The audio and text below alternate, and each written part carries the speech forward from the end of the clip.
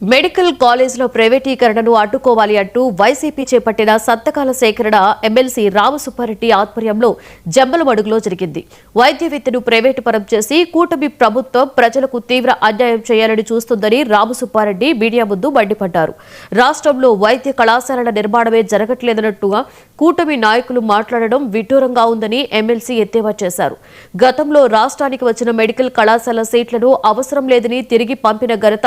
టీడీపీకే వర్తిస్తుందని రామసుబ్బారెడ్డి విమర్శించారు. వ్యాప్తంగా కూడా కూటమి ప్రభుత్వం ఏదైతే ప్రభుత్వ మెడికల్ కాలేజెస్ గత ప్రభుత్వంలో జగన్మోహన్ రెడ్డి గారు ముఖ్యమంత్రిగా ఉన్నప్పుడు ఈ రాష్ట్ర డెవలప్మెంట్ లో భాగంగా ఈ రాష్ట్రంలో పేదవాళ్ల పిల్లలు కూడా డాక్టర్లయ్యే అవకాశం కల్పించే విధంగా సూపర్ స్పెషాలిటీ వైద్యం పేదవాళ్లకు కూడా ప్రతి జిల్లాలో అందుబాటులో ఉండే విధంగా ఒక మంచి ఆలోచన చేసి రాష్ట్ర చరిత్రలో మీరు చూస్తే స్వాతంత్రం వచ్చినప్పటి నుంచి కూడా మొదటి నుంచి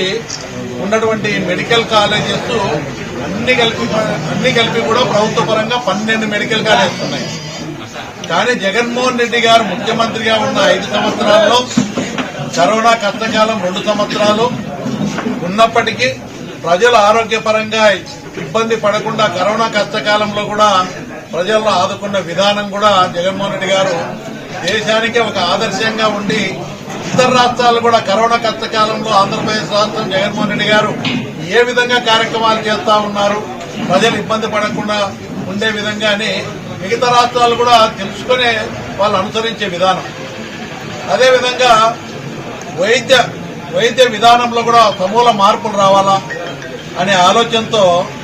ఎక్కువ మంది డాక్టర్లు కావాలా అనే దాంతో ఆయన ఒక పట్టుదలతో చిత్తశుద్దితో ఈ రాష్ట్ర చరిత్రలో ఎప్పుడు లేని విధంగా 17 మెడికల్ కాలేజెస్ ప్రభుత్వ పరంగా ఏర్పాటు చేసేదానికి, ప్రతి జిల్లాలో ఒక మెడికల్ కాలేజ్ ఏర్పాటు చేసేదానికి జగన్మోహన్ రెడ్డి గారు నిర్ణయం తీసుకుని కేంద్ర ప్రభుత్వం